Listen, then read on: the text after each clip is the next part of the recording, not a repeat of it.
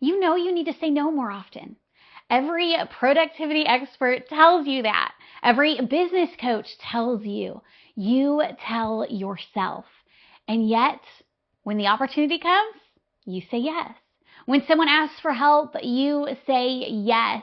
When the client wants more, you say yes. Not because you don't know how to say no, because saying no makes you feel like junk.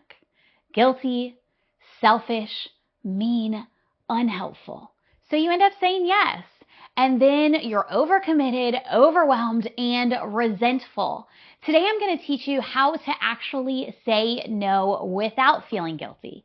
Not just the words to say, the mindset shift that makes it feel okay. Because this isn't just about scripts. It's about rewiring how you think about no. I'm Lauren Apple, and I am a scaling strategist for CEO parents who want to build businesses that give them profit and presence. So let's jump right in.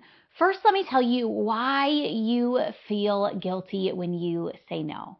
There are a few reasons. Reason one, you were trained to be helpful. Most of us, we were raised to be accommodating, help when asked, put others first, don't be difficult. And saying no feels like violating those rules. It feels like being a bad person, even when the request is unreasonable. Even when you genuinely can't do it, the guilt is automatic. Reason number two, you're afraid of consequences. What if they're upset? What if they don't like me anymore? What if they take their business elsewhere?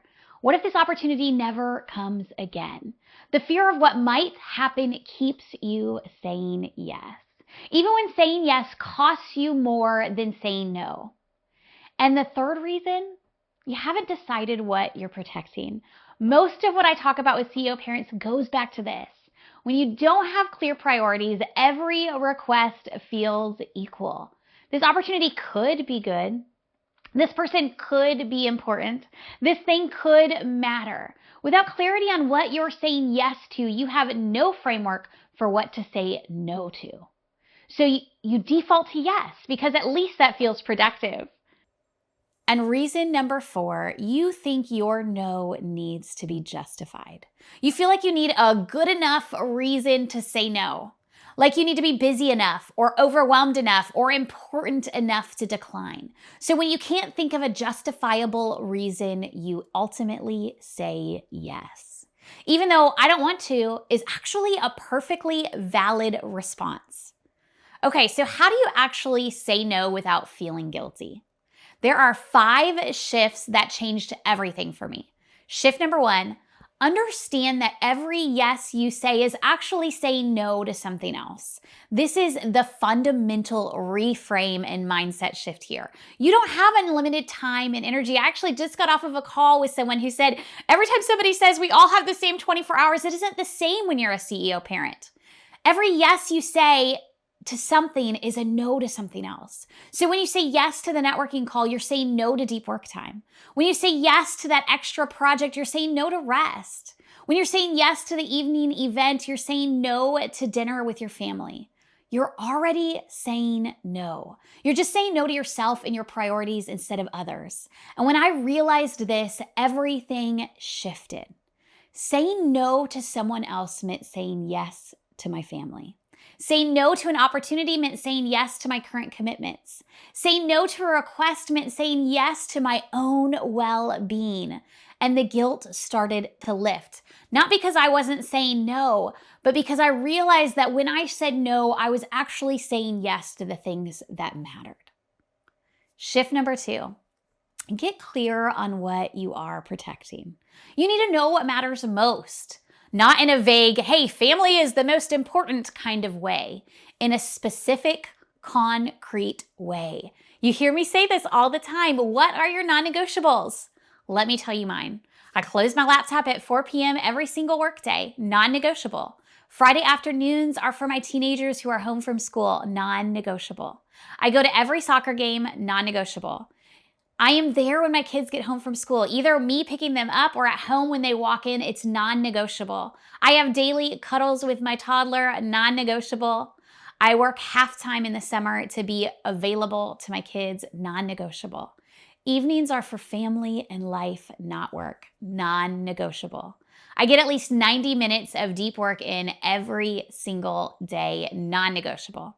When I know what I'm protecting, saying no becomes easy. Can you take a 4:30 call? No, I'm protecting family time. Can you do a Friday afternoon meeting? No, I'm protecting time with my teenagers. Can you work on this over the weekend? No, actually, weekends are for my family. Can you hop on a quick call this morning? No, I'm protecting my deep work time so I can show up ready. The no isn't arbitrary. It's in service of something I've already committed to. That alone takes away the guilt. All right, shift number 3, reframe no as a gift. I know this sounds weird, but hear me out. When you say yes to something you don't want to do, here's what happens. You do it resentfully. You do it half-heartedly. You're not fully present. And the other person gets a junky version of your help. That's not a gift. That's a burden you are both carrying. When you say no to something you can't do well, you're giving them the gift of honesty. You're letting them find someone who can help wholeheartedly. You're not wasting their time with your resentful effort. A clear no is better than a resentful yes for everyone.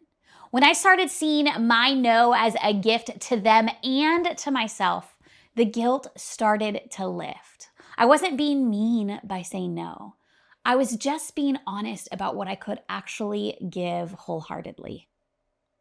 And shift number 4, stop over explaining. I find women have more difficulty with this than men. And here's a trap that I see that I used to fall into all the time. Someone would ask for something. I'd say no, and then I'd explain for 5 minutes why I couldn't. I'm so sorry, but I have this thing, and then I also have this other thing, and my schedule is crazy right now, and I wish I could, but you know what all of that explaining communicates?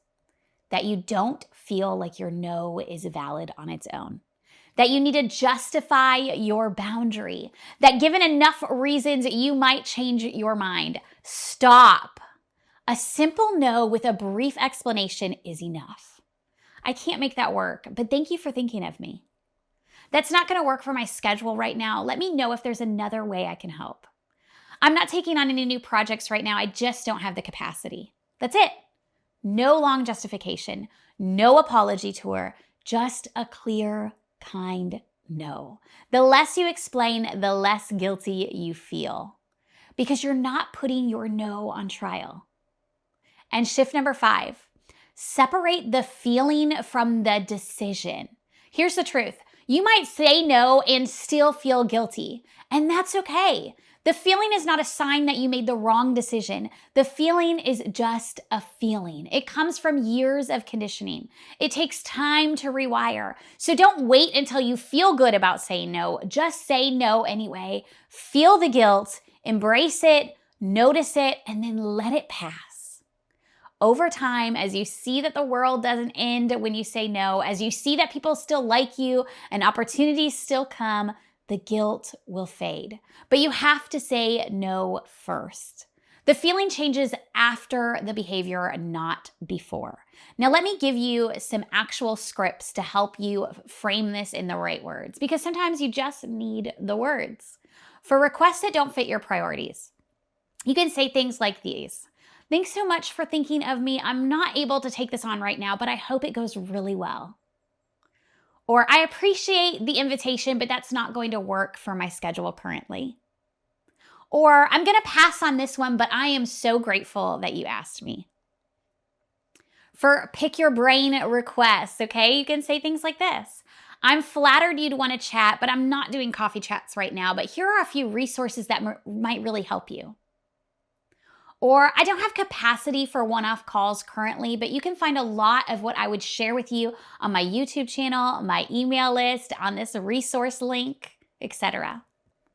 Or lastly, I'd love to help you. I do have a paid option for this kind of strategy session if that's something you'd want to explore. For clients that are pushing your boundaries, you can say things like this.